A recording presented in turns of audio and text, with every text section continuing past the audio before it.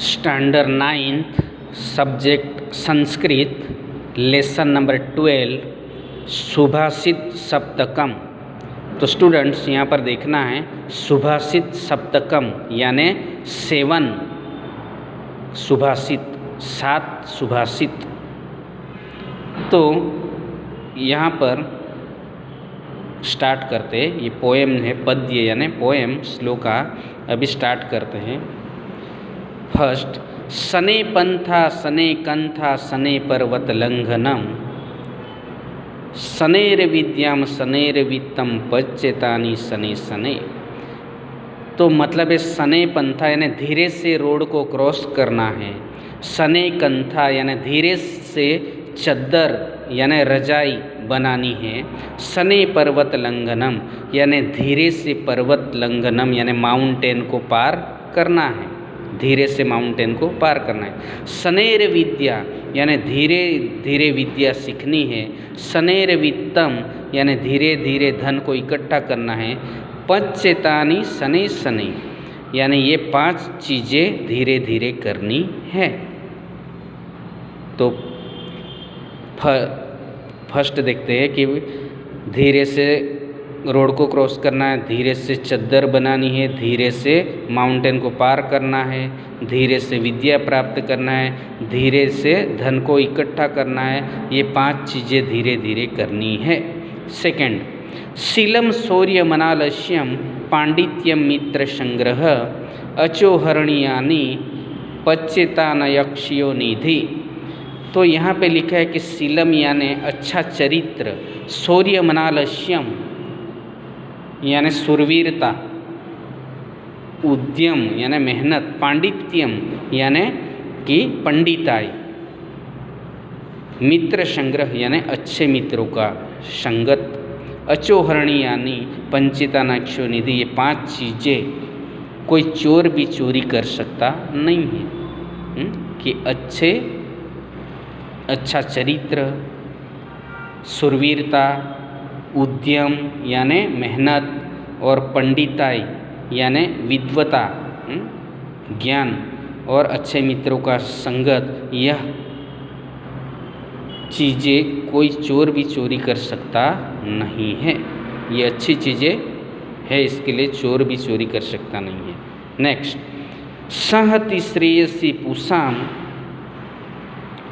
विगुणेष्वपि बंधुषु विगुणेष्वपि बंधुषु तुषेरपि परिभ्रष्टा प्रहरोति न तंडुला।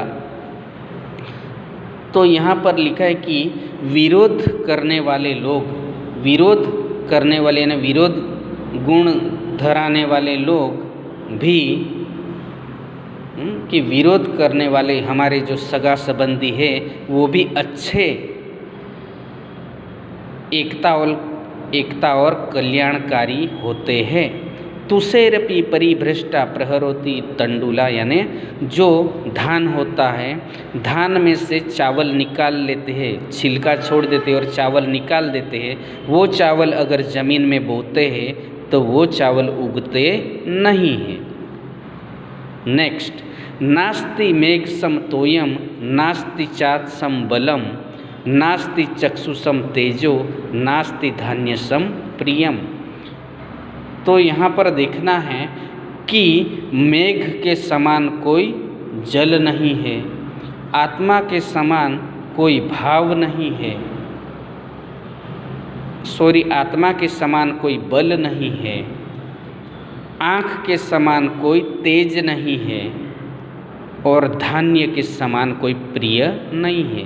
तो फिर से देखते स्टूडेंट्स कि मेघ के समान कोई जल नहीं है यानी पानी नहीं है, आत्मा के समान कोई बल नहीं है और आँख के समान कोई तेज नहीं है और धान्य यानी जो धान होता है जमीन में उगने वाला उसके समान कोई प्रिय नहीं है। नेक्स्ट, सत्यम तपो ज्ञानमहिंसतां च विद्युत प्राणाम च सुशीलतां च एतानीयो विदधाति स विद्वान न हयेक पक्षो विहगः प्रयाति। तो यहाँ पर देखना है स्टूडेंट्स कि सत्य, तप और ज्ञान, अहिंसा, विद्वानों को प्रणाम करने का अच्छा चरित्र, सच चरित्र यानी अच्छा चरित्र, ये सब जो करता है वह विद्वान है। फिर से एक बार कि सत्य, तप, ज्ञान, अहिंसा और विद्वानों को जो प्रणाम करता है, अच्छे चरित्र रखता है और ये सब करता है, वह विद्वान कहलाता है। सही में देखा जाए तो एक पंख वाला पक्षी,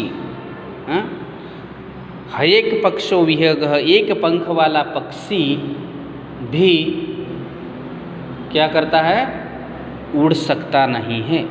पंखी के 2 पंख होंगे तो ही उड़ सकेगा। तो यहाँ लिखा है कि सही में देखा जाए तो एक पंख वाला पक्षी भी आगे नहीं बढ़ सकता और आसमान में उड़ सकता नहीं है। नेक्स्ट, काष्ठादग्नि जायते मध्यमानात् भूमिस्तोयं खन्यमाना ददाति सोत्साहानां नास्ति साध्यं नराणां मार्गरब्धा सर्वयत्ना फलन्ति।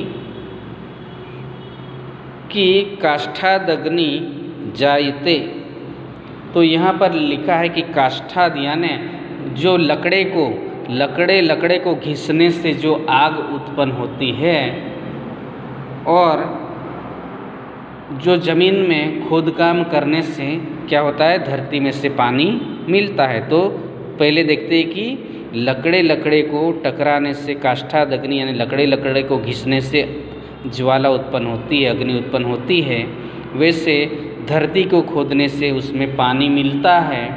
और वैसे सोत्साहन उत्साही मनुष्य जो होते हैं, इंसान होते हैं, जो काम करने में उत्साह रखने वाले इंसान होते हैं, वो क्या करते हैं, सभी जगह पे कोई भी काम उसके लिए असाधारण नहीं है। मेहनतु मनुष्य के लिए कोई भी मुश्किल का काम भी आसान है। तो वो लोग क्या करते हैं, कोई भी तरह का जो काम होता है वह सभी तरह से वो सफलता पाते हैं, कोई भी काम में वह आगे निकलते हैं।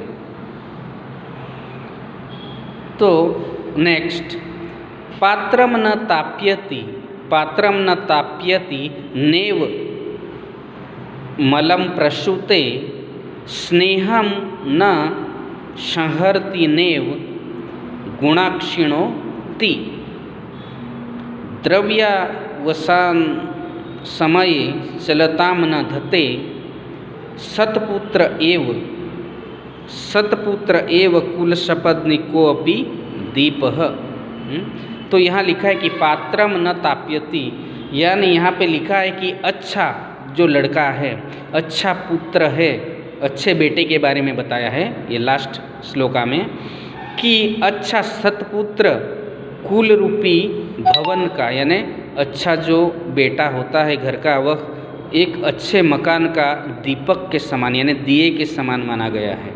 कि एक अच्छा कुल में जन्मा हुआ अच्छे मकान में रहने वाला लड़का एक दीपक की तरह है, मकान में जलने वाला, एक अच्छे मकान में एक अच्छा जलने वाला दीपक की तरह है अच्छा बेटा। तो वह सतरूपी बेटा जो है वह एक दिए के समान है। वह क्या करता है, वह जिस पात्र में यानी जिस बर्तन में वो दिया जलता है वह बर्तन कभी गर्म करता नहीं है, और दिया जलता है फिर भी इसमें से काला धुआं निकालता नहीं है, और वह कभी भी स्नेह रूपी यानी प्रेम रूपी दिए में जो तेल जलता है, प्रेम रूपी तेल जलता है, उसको कभी नष्ट करता नहीं है।